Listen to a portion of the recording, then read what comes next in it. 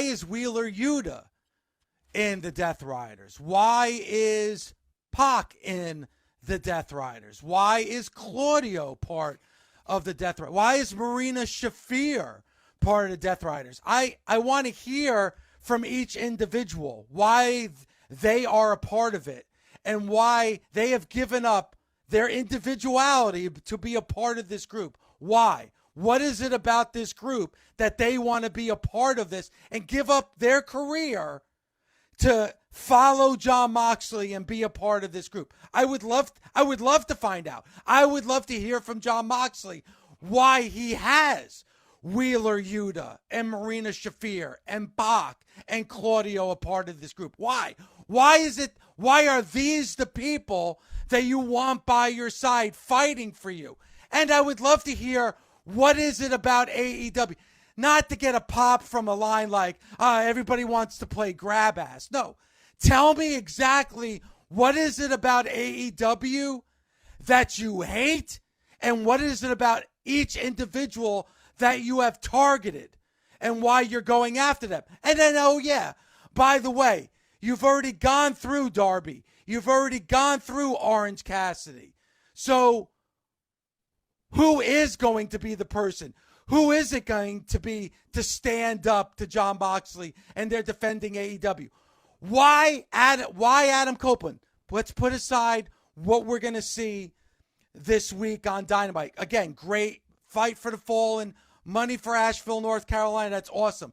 You could have put Adam Copeland in any scenario where he's going to play the good guy and have a feel-good moment. Why is Adam Copeland the one that's going to be fighting for AEW? He was with AEW for a cup of coffee, got injured, was out for a very long time. So why is Adam Copeland going to be the one fighting for AEW? Why is FTR the team fighting for AEW? I'm not saying that they shouldn't be, but give us reasons why. Why? I want to know why. Give me a reason why. Tell me why. Why? Why are the reasons that any of this is happening? Jon Moxley fucking hated the WWE. He made fun of Vince McMahon on the way out. Went on Jericho's podcast saying Vince McMahon is a crazy old man. Nothing that he said made any logical sense. I had to get the out of there or I was going to quit. Me and Renee would take a camper and we would just live our lives happy without pro wrestling. Vince McMahon and the WWE made me hate pro wrestling. So why does he hate AEW? What is it about AEW that has gotten Jon Moxley so angry that he has taken the championship and is not even showing why? I want to know why. And add to that, while you want to know why Moxley, I want to know why Pac, why Claudio. What gripes do they have with the establishment? What made Wheeler Yuta go, you know what? Screw Bryan Danielson. He's a do-gooder. He exemplifies what AEW is. Give me an explanation, please. Do you guys want a real-world answer to every single question? Yes. You want the real-world answer, Mark? Yes, I do. Because Jon Moxley is booking this, and this is what Jon Moxley wants to do. There's your real-world answer. Make it make sense. Take care. Have a nice day. There's the truth. You don't like it? Brush your hair. Not you in particular, but a lot of hair up there. But all right. So, Mark, you just brought up something that's really interesting. They took out Bryan Danielson. They took out Darby Allin. What is Darby Allin and Bryan? How are they related in any way? In any sense of the word? Bryan Danielson is your quintessential mat wrestler. He is your guy that has come through the ranks of the Independents, Ring of Honor, had WrestleMania moments. What does he have anything to do with somebody like Darby Allin? I wish I knew, Dave. I think about who's putting people in the places, and everybody's putting all the blame on Tony. All the blame is not on Tony, because you got a team that's supposed to be coming up with. They're supposed to poke these holes in each other's theories. I told you, I sat in the meeting and I watched Michael Hayes and Jim Cornette argue, because that's what their job is. Poke the holes in each other's theory. Well, why would you do that? Why would he do that? Why? Oh, okay, well, this is the answer. Okay, that makes sense. And how do we tell that story on TV in a match? It's that simple. Okay, that's the answer? Oh, shit, that's all you had to say. Now we got to get so-and-so to say this, and him to do that, and him to respond like that, and now all the fans know what's going on. And we're not having this conversation. It's that simple. If it's just to get to Moxley and Kenny Omega, if that's your end game and Kenny Omega is going to save AEW, as you said earlier, Bully, all right, that's awesome. That end makes sense to me. I'm just saying, if I was booking a storyline, Kenny would be my guy. Yes, and I agree with you. It doesn't. If we don't know why Jon Moxley is doing what he's doing, there's no way we can care about why anybody would want to take Jon Moxley out. The bad guy has to have a motive. The bad guy has to have a reason. Every bad guy in history, going back to Satan himself, has a reason for doing what he wants to do.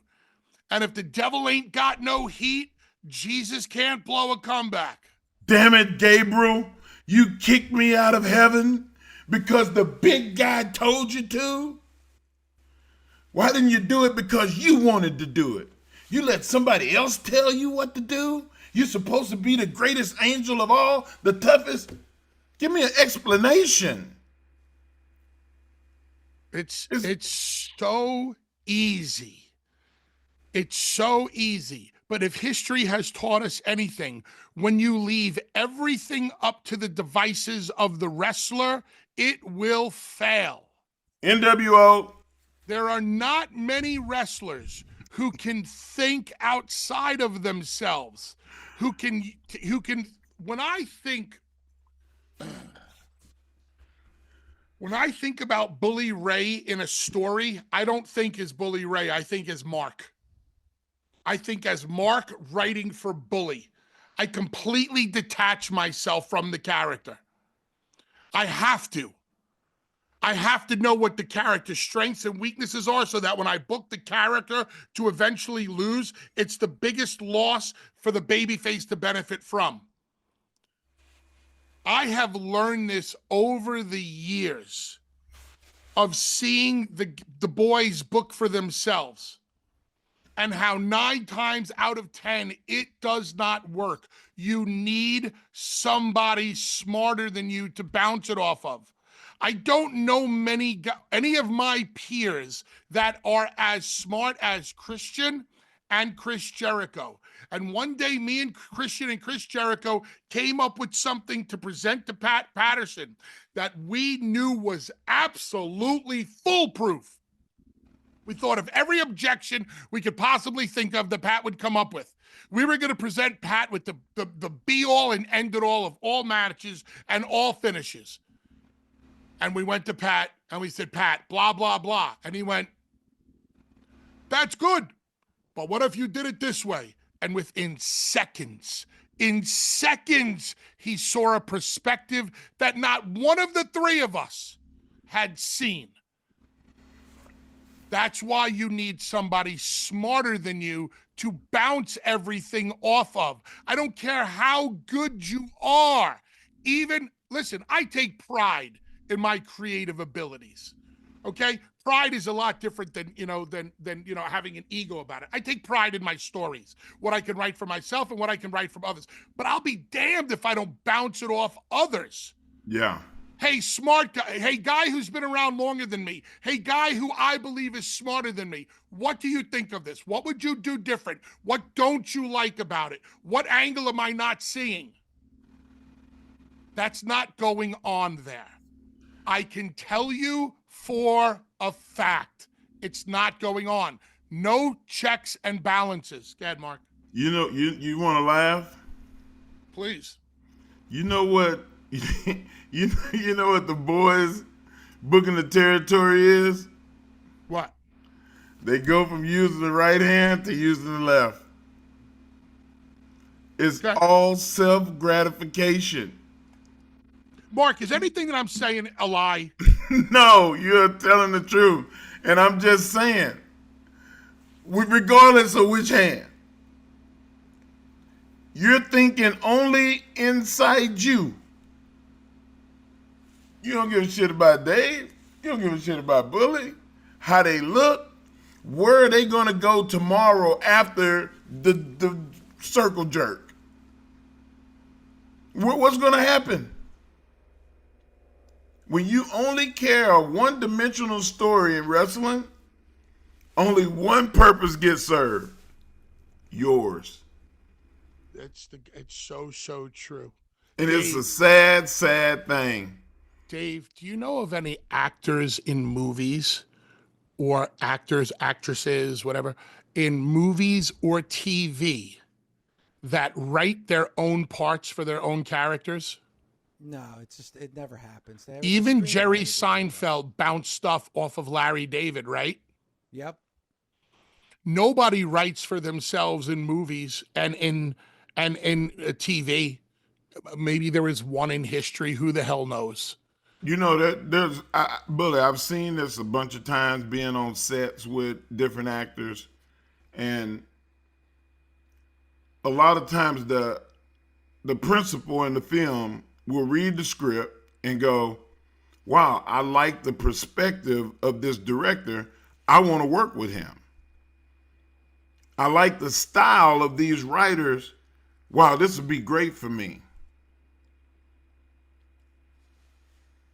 You are, as a talent, are looking for direction and somebody to push you to being greater than you are in Hollywood. Wrestling is no different. You look at The Rock and Brian Goertz. They read scripts to see what fits him. And then they make the decision, well, yeah, that'll work for us. You know, it might be a couple of rewrites. Can we not say it like this? Say the same thing and preserve your vision, but can I say it like this? Yeah, we'll rewrite it. There's always rewrites. When a wrestler is writing and there's no checks and balances, they're not thinking about how you're going to see it, Dave, and how Bully's going to see it, and how the fans are going to see it. They only are looking at it one-dimensionally, how I see it. And I think a case in point, Bully, and there's too many people allowed to do that. And it's something that you brought up earlier, Mark. You brought it up, and Bully, you said it earlier in the show too, when it comes to the Continental Classic, right?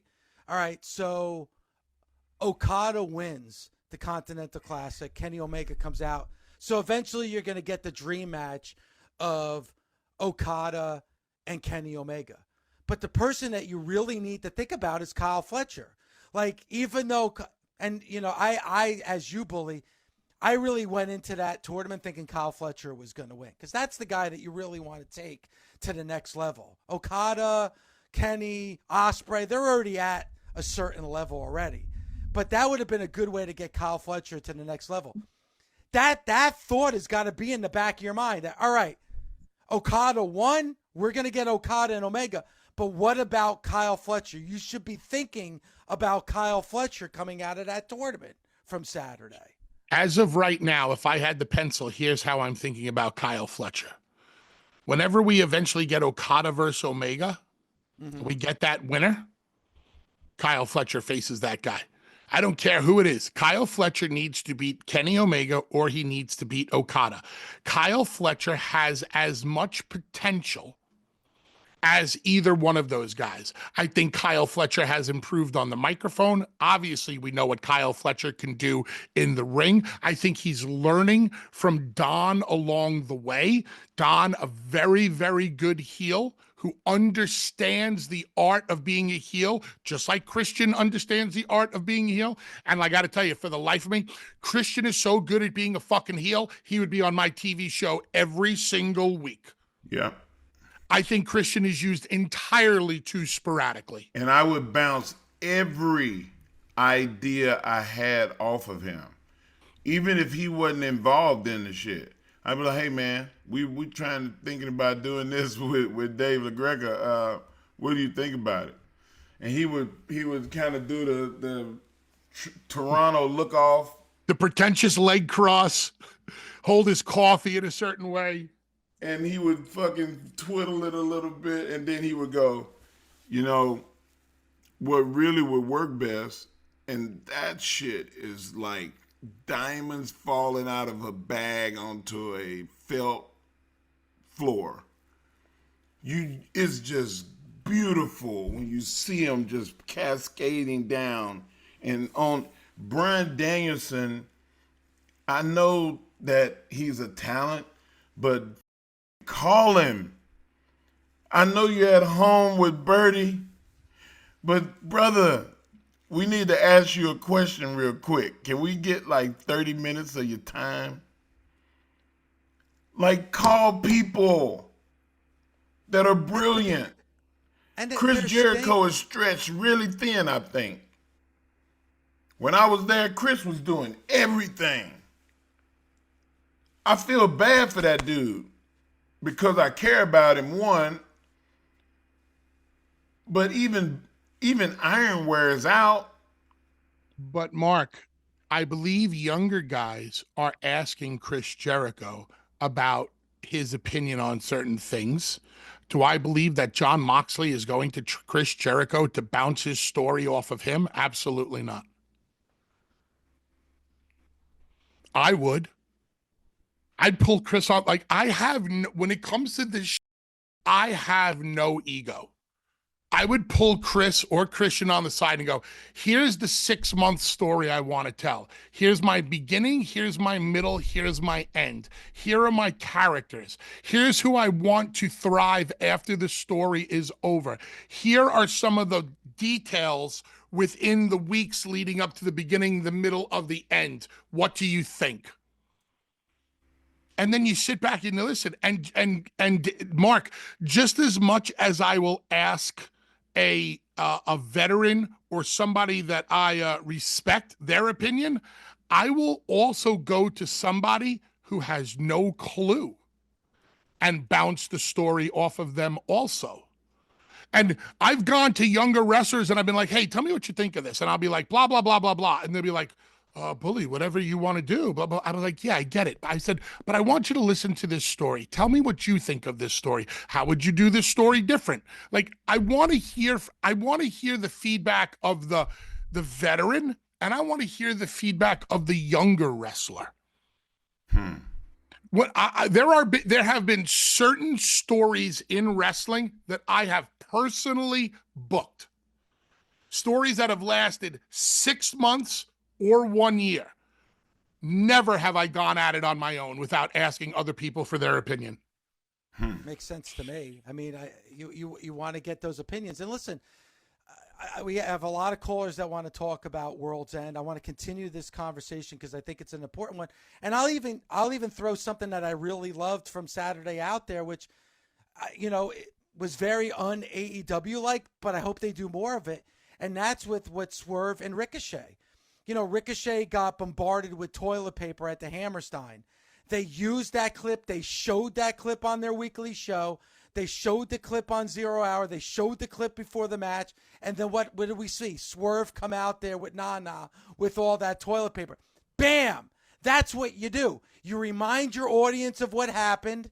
You don't assume that they know. Show the clip of the Hammerstein. Show your audience in that, and then pay it off at the end of the match. And then the other thing is, go with it. The fans have turned on Ricochet. Go with it. It's hot. Use that to your advantage. That I have to give AEW credit for, and I thought it worked perfectly at World's End on Saturday. I do think that the potential is there with Ricochet to make him this. I'm not exactly positive what it is yet, because he looked quite foolish standing in the ring being pelted with toilet paper. I love the idea of selling toilet paper at the shows and making money off of toilet paper to pelt Ricochet with. But at the end of the day, how do you think Ricochet comes out of this? As a heel? I would think he's going. I would think as a heel, going towards him being a heel. Yes. But what kind of heel is Ricochet going to turn into? A lying, conniving, not a. He's not going to be a manipulative heel. He's going to be a backdoor, like I'm going behind your back to screw you over. Chicken shit heel, like a chicken shit heel. A little bit. To have a little bit of chicken shit, begging off. Like, whoa. Look, I want to fight you, but you have an advantage on me. How about you put one hand behind your back? Oh, are we both putting one hand behind our back? No, just you. that don't work for me. Okay, then I don't want to fight you. And then they try to sucker punch you. I wanted to be a sucker punch guy. It's possible. I mean, why not? I mean, I at some point they got to learn, if a wrestler comes from the WWE to AEW, after a couple weeks when it wears off, like, holy shit, so-and-so's here, the fans are going to turn on him. A la Cody Rhodes, a la CM Punk, a la Saraya, a la Mercedes, a la Ricochet. When somebody comes over from the WWE, once that initial pop subsides, they turn on him. And I think that's happened to Ricochet for sure.